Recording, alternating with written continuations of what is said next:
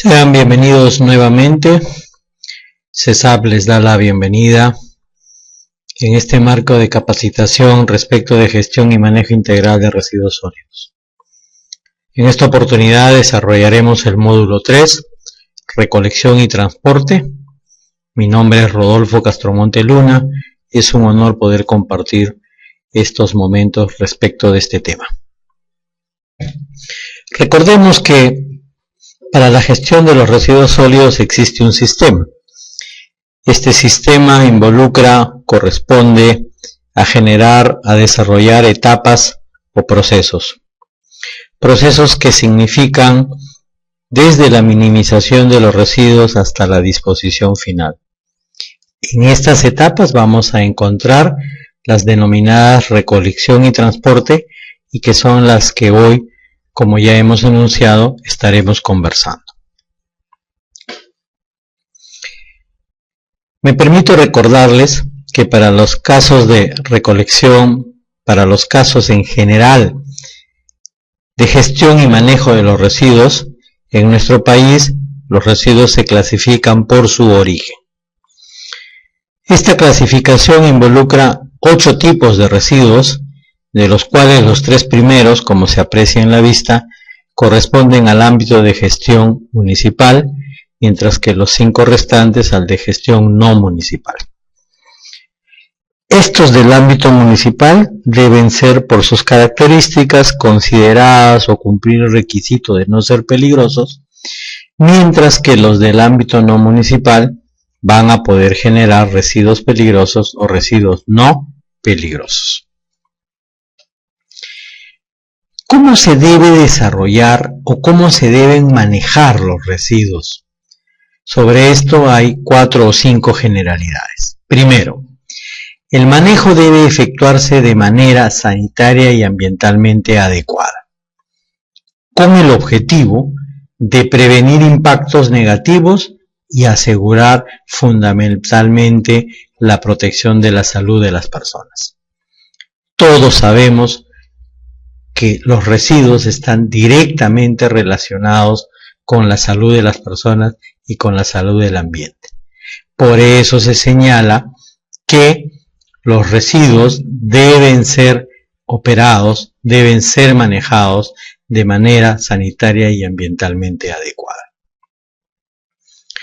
Otra generalidad para el manejo de los residuos es que dicho manejo o las operaciones que se desarrollen deben efectuarse bajo los lineamientos de las políticas que se establece en nuestro país y además cumpliendo lo señalado en las normas correspondientes.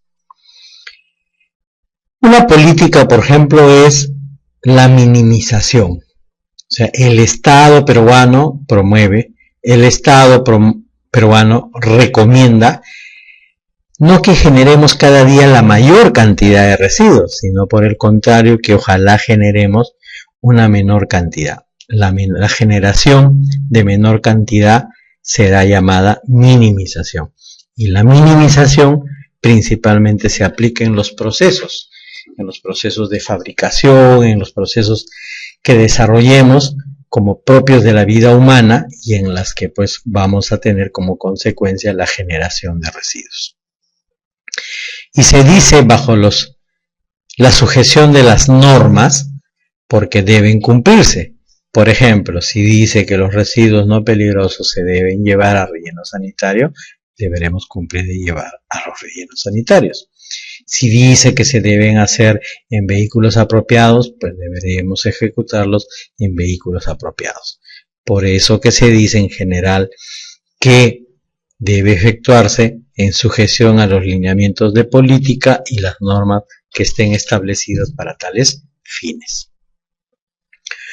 Otra generalidad respecto del manejo de los residuos es que además de las municipalidades provinciales, además de las municipalidades distritales, las empresas o el sector privado puede participar en el manejo de los residuos, para lo cual debe constituirse como empresa prestadora de servicios de residuos sólidos, conocidas como EPSRS. Es decir, Los operadores de residuos sólidos podrán ser las empresas privadas constituidas como EPS, las municipalidades provinciales y las municipalidades distritales. También las actividades comerciales conexas respecto de los residuos sólidos, nos referimos a la comercialización de residuos, podrán ser efectuadas por las empresas o por el sector privado, siempre y cuando se hayan constituido como empresas comercializadoras de residuos sólidos. Las EPS-CRS son aquellas personas jurídicas cuya razón de ser son brindar servicios, por eso se dice prestadoras de servicios. Quiere decir que si prestan un servicio, esperan recibir a cambio un reconocimiento por el servicio brindado.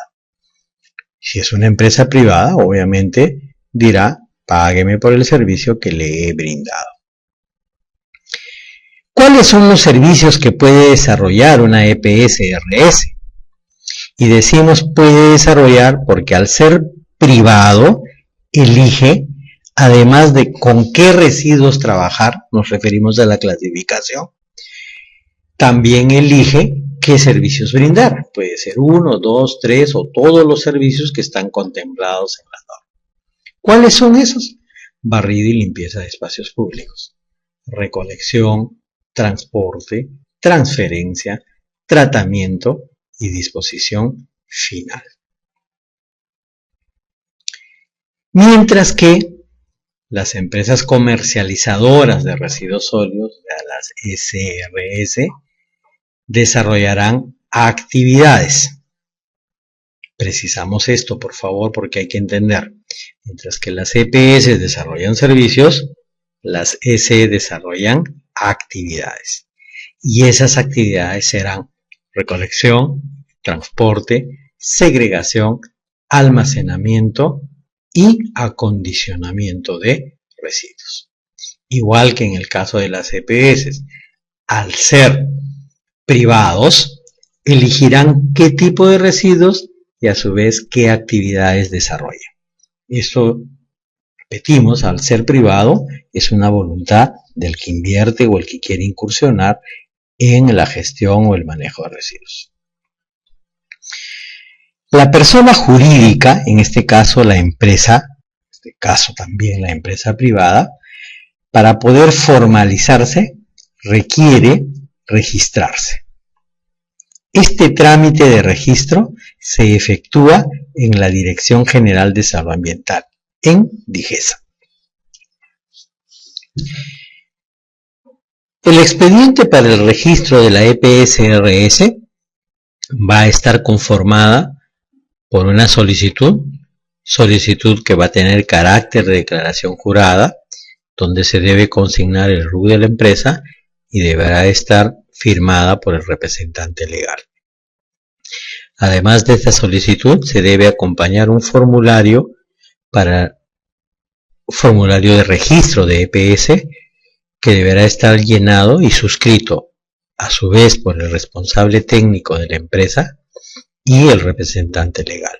Este formulario se puede bajar de la página web de la DIGESA. Se debe acompañar también en el expediente para registro la memoria descriptiva. La memoria descriptiva será un proceso en el que debemos detallar el manejo que vamos a dar a los residuos sólidos, según tipo y características particulares. Este documento también deberá ser suscrito por el ingeniero sanitario u otro ingeniero que deberá estar colegiado, habilitado y tener experiencia en la gestión y manejo de residuos sólidos. Asimismo, se deberá adjuntar en el expediente plano de ubicación en escala 1 en 5000 y plano de distribución en escala 1 en 100 de la oficina y la planta. Estos documentos también tendrán que estar firmados por el ingeniero responsable técnico. Se adjuntará asimismo el plan de contingencias para caso de emergencias.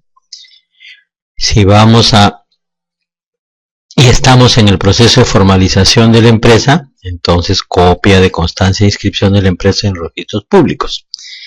En ese documento llamado copia literal deberá encontrarse claramente expresado lo referido al objeto social.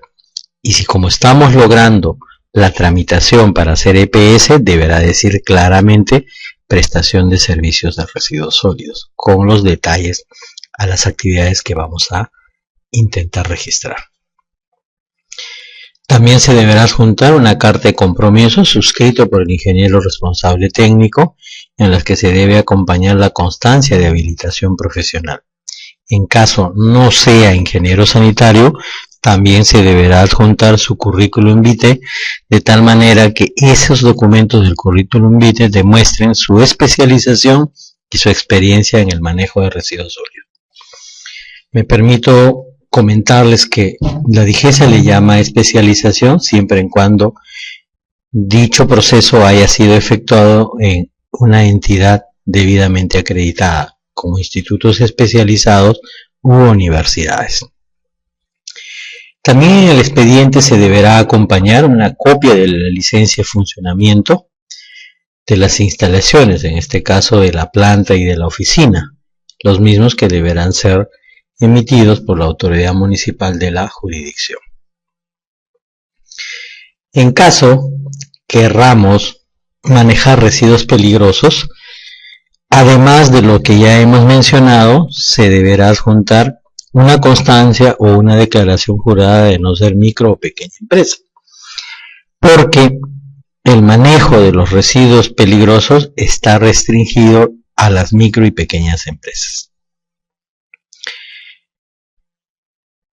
En caso de también querer registrarnos para residuos peligrosos, deberemos tener el certificado de habilitación que haya emitido el Ministerio de Transporte y Comunicaciones respecto de la unidad o las unidades que vamos a utilizar para el transporte de estos tipos de residuos.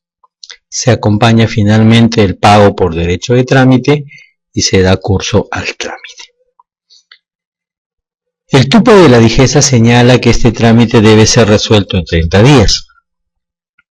En este caso me permito recordarles que para los sectores defensa, interior y salud no existe el silencio administrativo positivo. En caso de que deseemos formalizar a una empresa comercializadora de residuos sólidos, el trámite ya no se efectúa presentando expedientes por mesa de partes. El trámite se efectúa más bien por internet. Para ello se utiliza la ventanilla única de comercio exterior, conocido como BUCE, y como ustedes pueden ubicar en www.buce.gov.pe. El trámite va a ser casi muy similar a lo que hemos descrito respecto de las EPS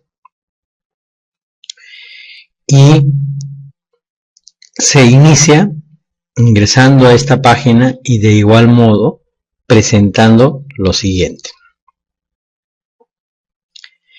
constancia de inscripción de la empresa en los registros públicos, memoria descriptiva, planos de ubicación en escala 1 en 5000 y distribución en escala 1 en 100 de la planta, ¿no? Los mismos que deberán estar debidamente firmados por el responsable técnico, plan de contingencias, carta de compromiso suscrita por el ingeniero responsable, declaración jurada de no ser micro o pequeña empresa, ¿no? En caso obviamente vayan a manejar residuos peligrosos, y la habilitación vehicular para los vehículos con los que vamos a transportar los residuos peligrosos. Repito, este trámite se efectúa por internet ingresando a la página del BUCE.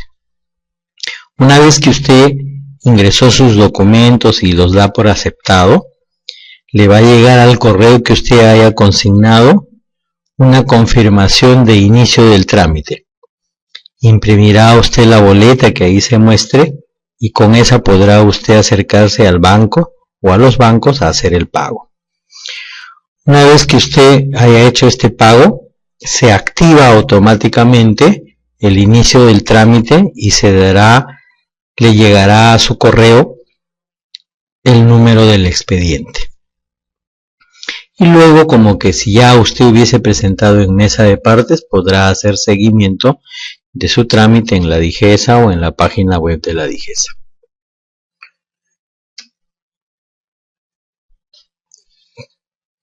Hablando ya del propio manejo de los residuos sólidos,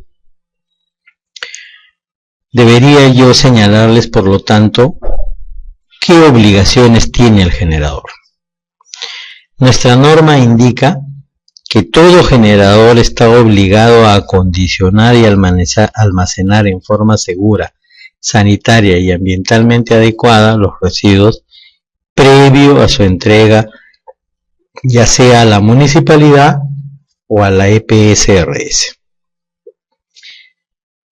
Obviamente, si se entrega a la EPSRS, SRS o la municipalidad, es para que continúe el manejo hasta el destino final que tendrán estos residuos. Entonces, es obligación de todos nosotros que en algún momento somos generadores acondicionar y almacenar en forma segura, sanitaria y ambientalmente adecuada los residuos previo a su entrega a los operadores. Respecto de los aditamentos para almacenamiento de los residuos, me atrevo a recomendarle las siguientes características. Primero, que los recipientes deben tener la capacidad de contener los residuos que se generan, pero que se generan en un periodo de tiempo.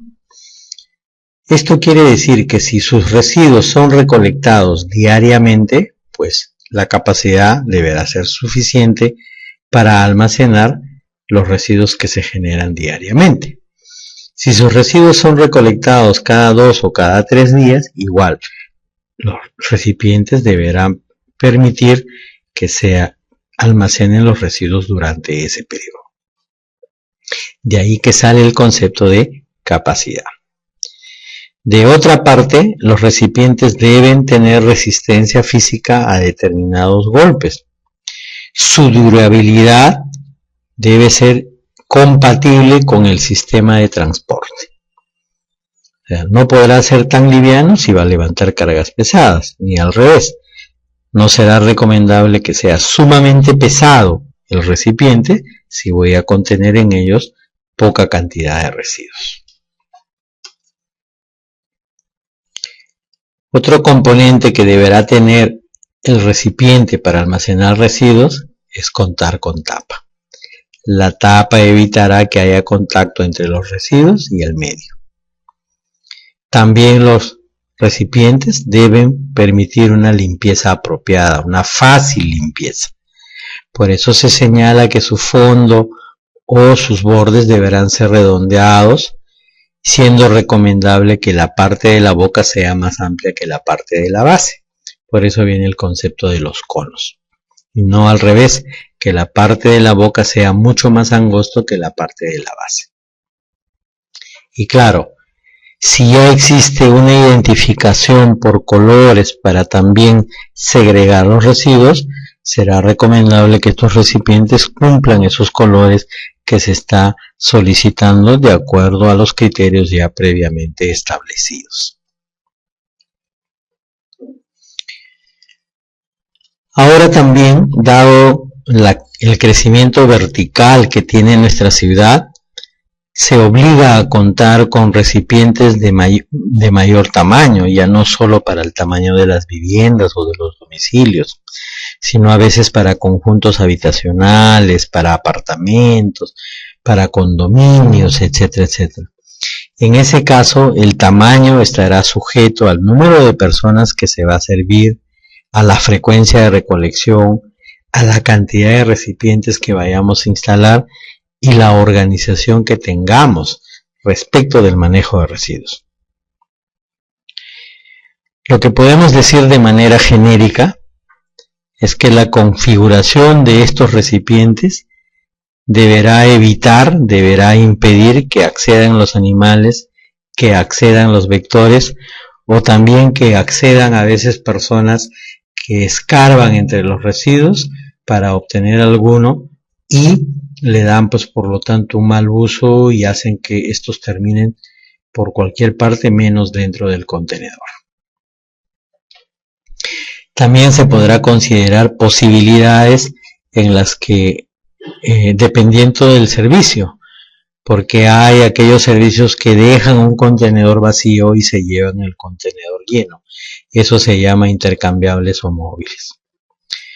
También hay formas de contenedores en superficie, a media superficie o soterrados. Y también son consideraciones que se deberán tener en cuenta cuando querramos diseñar, cuando querramos poner sistemas de almacenamiento para los residuos. Pero no creamos que los residuos ahora solo se almacenan para condominios, para edificios.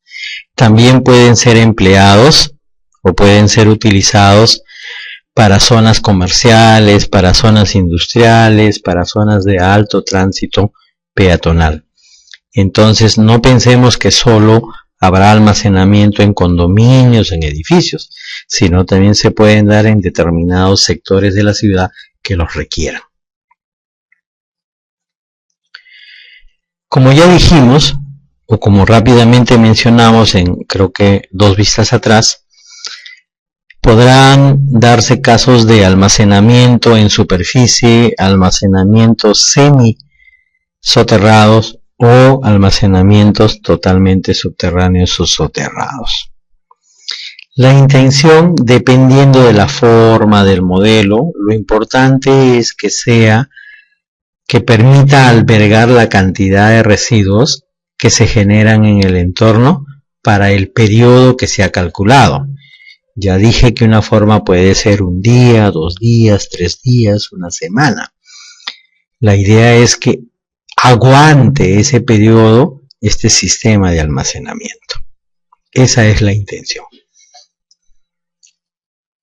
Podremos encontrar diferentes formas de almacenamiento en la vía pública, por ejemplo, tachos con aberturas, tachos sin tapas, tachos de colores, etcétera, etcétera, colocados sobre el suelo, sobre postes.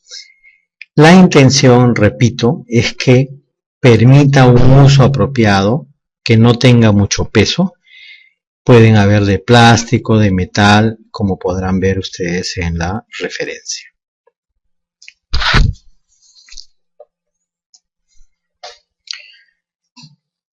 Si hay almacenamiento, tiene que haber obviamente barrido y limpieza de vías públicas o barrido y limpieza de calles y plazas. Respecto del barrido y la limpieza de vías públicas, deberá considerarse primero la intensidad de uso.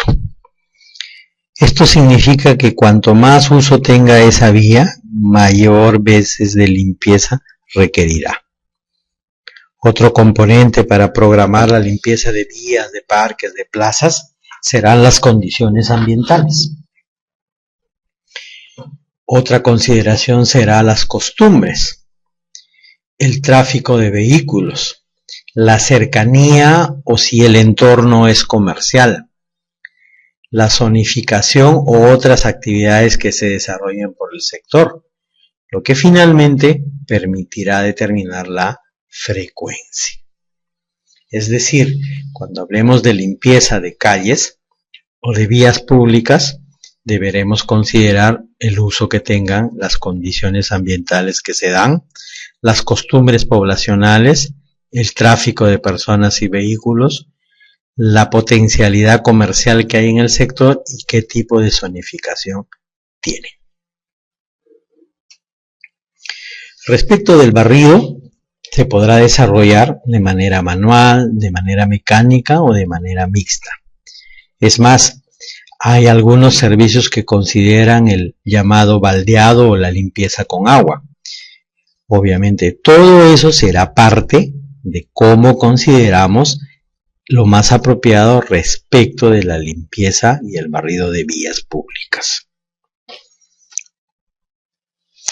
Ahora hablemos de recolección. La recolección de los residuos es la acción de recoger los mismos para transferirlos mediante un medio de locomoción apropiado, ¿no? Y continuar su posterior manejo en forma sanitaria, segura y ambientalmente adecuada. En realidad, la recolección consiste básicamente en el cargado o el estibado de los residuos. Y el transporte será la acción de trasladar los residuos recolectados mediante un medio de locomoción apropiada hasta la infraestructura que signifique su posterior manejo. Usualmente, la recolección y el transporte se ejecutan juntas. Usualmente, la recolección y el transporte se efectúan una después de otra. Y usualmente, el transporte sirve para mover los residuos de un lugar a otro, dependiendo del plan de manejo o de la acción de manejo que vaya a sufrir los residuos. No estamos descartando en la recolección y en el transporte de los residuos la posibilidad de utilizar medios alternativos, triciclos, vehículos tirados por animales de fuerza, vehículos más complejos, etc.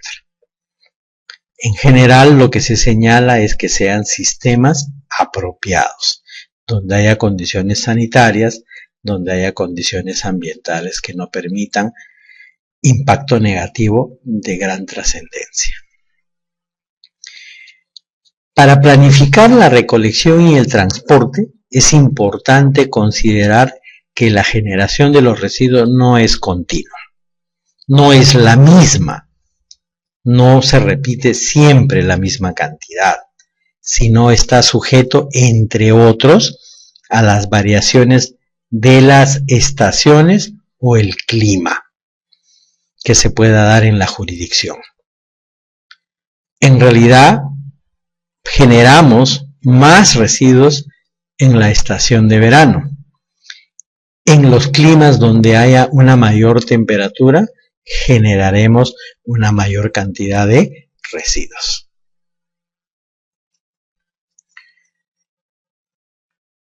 De igual modo, si hablamos de otros tipos de residuos, además de considerar los aspectos ambientales, se deberá considerar los aspectos de producción. Por ejemplo, ¿no? Una fábrica de helados es poco probable que tenga una mayor generación de residuos en la estación de verano o en un clima frígido, mientras que, en la estación de invierno o en un clima frígido, mientras que generará una mayor cantidad de residuos cuando estemos en verano o estemos en un clima cálido. Por eso se dice que en general, ¿no?, los residuos representan el comportamiento del patrón que se desarrolle en la ciudad o en el entorno poblacional que estamos interviniendo. Debemos señalar que la recolección y el transporte son las etapas más importantes en términos de costos dentro de la gestión de los residuos. Por eso se dice que dentro de todas las etapas, desde el concepto de costos, hay que prestarle mayor atención al componente recolección y transporte. Recordemos y hemos señalado claramente que la recolección y el transporte siempre van a estar juntos. ¿Cuál es el objetivo de la recolección? La recolección tiene la misión de recolectar la mayor cantidad de los residuos sólidos en el menor tiempo posible y en la menor distancia que se pueda recorrer. Es decir, tendremos rutas óptimas para recojo de residuos cuando recojamos la mayor cantidad de residuos en un menor tiempo posible y recorriendo una menor distancia. Por eso se señala que un buen diseño de rutas hace un buen balance de estos tres aspectos y considera además las características de cada zona de servicio de la ciudad. Claro, las ciudades no son similares en todos sus sectores. Por eso, para el servicio de recolección, hay que hacer un análisis y hay que considerar, entre otros, las condiciones del pavimento, vías asfaltadas o no asfaltadas, las regulaciones de tránsito, velocidad, sentido, horarios, el tema de la congestión vehicular, el concepto ahora que se le llama las famosas horas punta, ¿no? Imagínese tránsito del vehículo recolector de residuos cuando haya una gran congestión respecto a los vehículos particulares o respecto a los vehículos de transporte público. El método con el que vamos a hacer la recolección, casa por casa o estacionamiento en cada cierto tramo, mientras traen los vecinos los residuos. Por eso se llama estacionamiento en la vía pública. Pendiente de las vías. Ojalá que los vehículos cargados no tengan que ir en sentido contrario a la pendiente, sino por el contrario utilizar el sentido de la pendiente. Hay sectores que se llenan, por ejemplo, de ambulantes y que los vehículos recolectores puedan transitar, se hace sumamente tedioso. Por otra parte, dependiendo del lugar donde estemos, el clima, también podrá entrar en concepto la falta de visibilidad. Asimismo, es típico en una ciudad que crece, en una ciudad que tiene bonanza de tipo comercial, de tipo económico, que continuamente haya obras sobre las vías. Y a veces puede usted tener planificado recolerlas en un determinado tiempo y resulta que aparecen de un día a otro zanjas, señales, obstáculos que no le van a permitir el tránsito fluido. Respecto de la recolección y el transporte, es importante también considerar el comportamiento del personal. O sea, no basta que usted tenga una buena ruta, sino también de cómo sea el trabajo de su personal respecto de los servicios. Primero, la cooperación entre los miembros de la cuadrilla, o sea, entre los trabajadores que están participando en la unidad. Si no trabajan en una intención igualitaria o de colaboración entre ellos, sencillamente habrá de los que quieran trabajar o trabajan más y de los que trabajan menos. Por ende, los que trabajan más llegará un momento en que expresen su queja y los que trabajen menos serán menos productivos para usted. Su relación con los clientes. Muchas veces nuestros colaboradores no entienden que son la cara visible ante el cliente y que por lo tanto deben asumir un comportamiento apropiado. A veces no hay ni comunicación. Entonces, eso no ayuda en un servicio de recolección y transporte. Cumplimiento de las reglas de seguridad.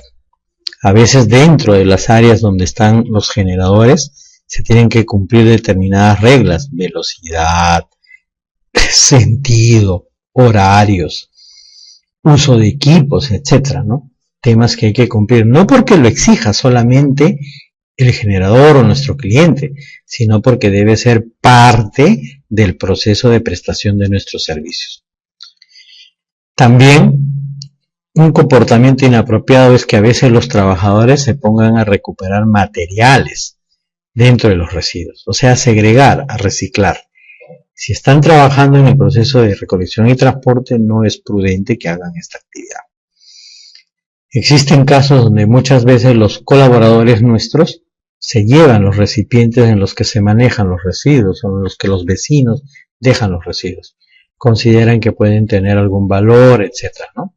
Pero es típico que los envases, los baldes metálicos, los tachos metálicos, ¿no?, etcétera, sean pues llevados. ¿Por qué? Porque van a poder ser luego comercializados, ¿no? También el concepto de aceptación de propinas es un tema que deberá estar presente para evitar problemas respecto de nuestro trabajo. Se han demostrado casos donde los trabajadores incluso mienten señalando que ya no les pagan y que no van a hacer el servicio porque no cumplen con sus pagos oportunamente, y con eso piden propinas a los generadores o a quienes les entregan los residuos. Forma parte importante también dentro del proceso de la recolección y transporte la colaboración de los usuarios, la colaboración de nosotros los generadores, ¿no? A veces desconocemos sobre la frecuencia y los horarios del servicio de recolección. O sea, ¿cuántas veces a la semana o qué días de la semana vienen a recolectar los residuos? ¿Y en qué horarios? Si no sabemos estos temas, a veces dejamos los residuos en la calle y no necesariamente en el momento que van a pasar o el día que toca pasar al vehículo recolector. O a veces ya pasó el vehículo y lo dejamos los residuos fuera del horario. También los usuarios exigiremos que haya puntualidad en la frecuencia y horarios. Si el servicio, el operador programa que sea 3 veces a la semana, pues tienen que cumplir con hacer 3 veces a la semana. Si el horario que han establecido en el sector es en la mañana o en la tarde o en la noche, pues debe cumplirse con regularidad también ese horario. De otra forma, es importante también la calidad y el tipo de los recipientes y el trato sobre los recipientes. A veces nosotros los usuarios, como no somos los que cargamos los residuos, ponemos gran cantidad de peso, cuando solo está permitido que una persona levante, por razones de ergonomía, no más de 25 kilos. Finalmente, muchos de nosotros minimizamos al trabajador del servicio de limpieza o al trabajador de residuos, cuando este, como cualquier otro trabajador, merece un trato apropiado, un trato con respeto. Imagínense ustedes qué sería de las ciudades si no hubiera trabajadores del servicio de limpieza pública. Otro componente que debe ser considerado respecto de la recolección y el transporte son lo que se denomina áreas de difícil acceso. Si la ruta incluye zonas de difícil acceso para los vehículos convencionales, hay que proponer sistemas alternativos que incluyan una importante participación de los usuarios. Los carros muchas veces no pueden entrar a los pasajes, a zonas de fuerte pendiente o de vías muy angostas. Entonces allí es clave la participación del usuario, porque de repente tendremos que poner contenedores, porque de repente si las vías son angostas y a las justas pasa un vehículo, bueno, pues que no estacionen otros vehículos y que van a impedir, por lo tanto, que podamos prestar nuestros servicios. Esto usualmente lo vamos a observar y debemos tenerlo presente si somos prestadores de servicio en las zonas periurbanas que se generan porque, bueno, ahí a veces nos congregamos personas que tenemos bajos ingresos o a veces en zonas especiales como playas o lugares que no regularmente se prestan los servicios con características de una ciudad.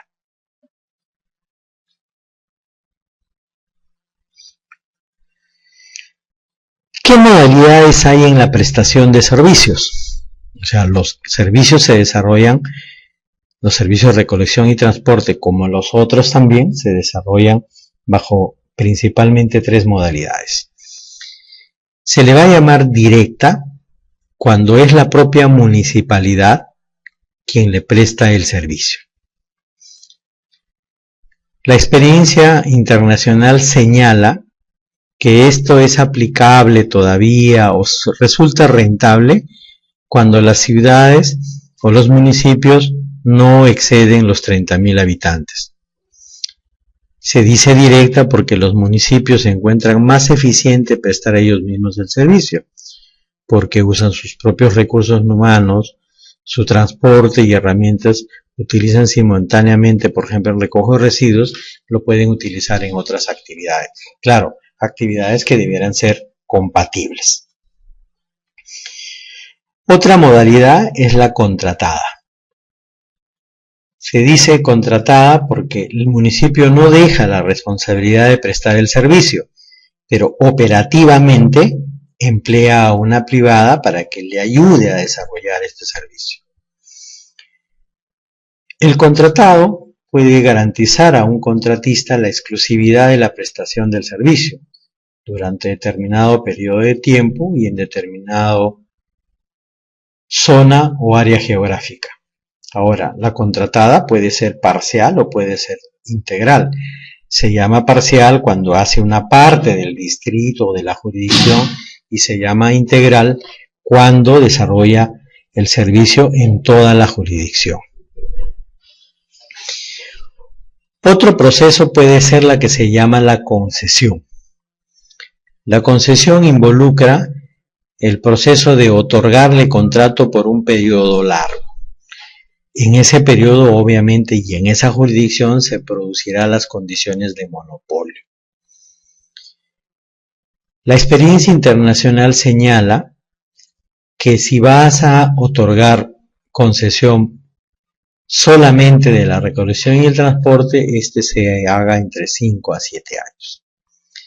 Si vas a incluir o vas a desarrollar labores de disposición final de residuos sólidos, en la concesión, si ellos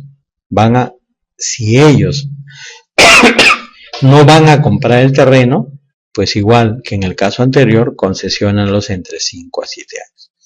Pero si ellos van a poner el terreno para hacer el relleno sanitario, bueno, tu concesión deberá alcanzar entre 15 a 30 años. Lo malo de las concesiones o las críticas que reciben las concesiones son que durante todo ese periodo muchas veces no hay innovación tecnológica. Por lo tanto, ahora último se recomienda que en los procesos o en las etapas de concesión se añadan articulados que obliguen a que el concesionario pueda hacer innovaciones de carácter tecnológica, considerando pues los avances que se dan en el mundo. Hablemos ahora algo del transporte de residuos no municipales. Toda operación de residuos fuera de las instalaciones de un generador, se supone del ámbito no municipal, debe ser realizada exclusivamente por una EPS-RS. Repetimos, toda operación de transporte de residuos que se haga fuera de las instalaciones de un generador debe ser realizada por una EPS-RS. Y EPS-RS es empresa prestadora de servicios de residuos sólidos. Si se trata de residuos peligrosos, o sea, el transporte es de residuos peligrosos, dicha operación deberá registrarse en el manifiesto de manejo de residuos sólidos peligrosos, el cual debe ser firmado y sellado por el área técnica de la EPS, el mismo que deberá intervenir hasta su disposición final. Hemos dicho residuos peligrosos, por lo tanto sería conveniente recordar qué es residuo peligroso. Se considerarán residuos peligrosos a los que presenten por lo menos una de las siguientes características: autocombustibilidad, explosividad, corrosividad, reactividad, toxicidad, radiactividad o patogenicidad. Es decir, bastará que tenga una de estas características y ya podremos calificar a los residuos como residuos peligrosos. Está de más decirlo, pero me permito recordarlo. Si yo junto residuos no peligrosos con residuos peligrosos, obviamente todos se convertirán en residuos peligrosos. Por cada movimiento u operación de transporte de residuos peligrosos, el generador, esto es importante señalarlo, el generador debe entregar a la EPS que realice dicho servicio el original del manifiesto suscrito por ambos.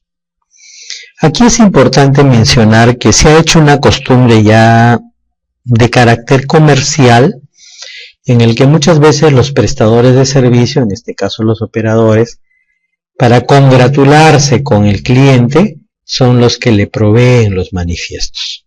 Esto no está prohibido, pero no debemos dejar de perder el hecho de que el generador es quien debiera entregar a la EPS el manifiesto. Todas las EPS que participen en el movimiento de los residuos hasta la disposición final o de repente hasta el tratamiento deben suscribir el manifiesto de manejo de residuos peligrosos. El generador y cada EPS deberán conservar su respectiva copia del manifiesto obviamente debidamente firmado. Está de más señalar de que el único documento obligado por ley, o mejor dicho, el único documento válido porque está obligado por ley para demostrar el manejo de los residuos peligrosos es el manifiesto. Por eso es que se señala el manifiesto de manejo de residuos peligrosos, obviamente. Por eso es que este documento, además de hacerse en original, también se hace en copias. Veamos cómo se hace el manejo del manifiesto. El generador y las EPS y S, según sea el caso que han intervenido hasta la disposición final, remitirán y conservarán el manifiesto ciñéndose a lo siguiente. 1. El generador entregará a la autoridad del sector competente durante los 15 primeros días de cada mes los manifiestos originales acumulados del mes anterior. Es decir, si estamos, por ejemplo, en el mes de mayo, todos los manifiestos que se hayan generado en el mes de mayo deberán ser entregados en los primeros 15 días del mes de junio. Se señala que la autoridad del sector competente remitirá a la DIGESA copia de la información mencionada en el numeral anterior, 15 días después de su recepción. Si yo soy un generador, ya ese no es un tema que me involucre. Si yo soy un operador, tampoco. Mi responsabilidad llega a entregar y manejar los manifiestos. El generador y la EPS o la S, según sea el caso, conservarán durante 5 años copia de los manifiestos debidamente firmados y sellados. Si estamos en el 2014, deberemos tenerlo mínimamente hasta el 2019. Repetimos, es el único documento válido por ley para acreditar, demostrar procesos de manejo de residuos peligrosos.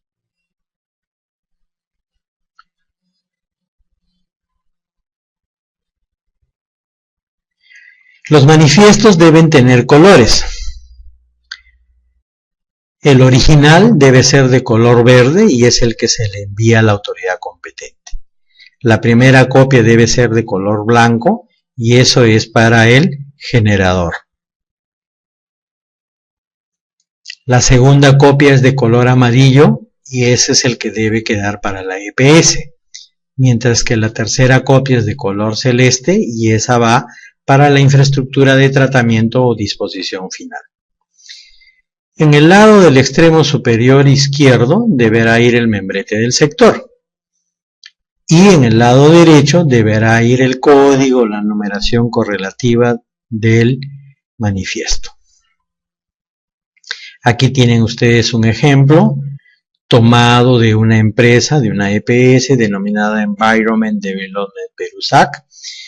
El verde, repetimos, para la autoridad competente, el blanco para el generador, el amarillo para la EPS de transporte y el celeste para la EPS que haga la disposición final. ¿Qué obligaciones tiene la EPS de transporte? Primero, contar con sistemas especiales y exclusivos para almacenamiento y transporte de los residuos. Acondicionar los residuos de acuerdo a su naturaleza física, química y biológica.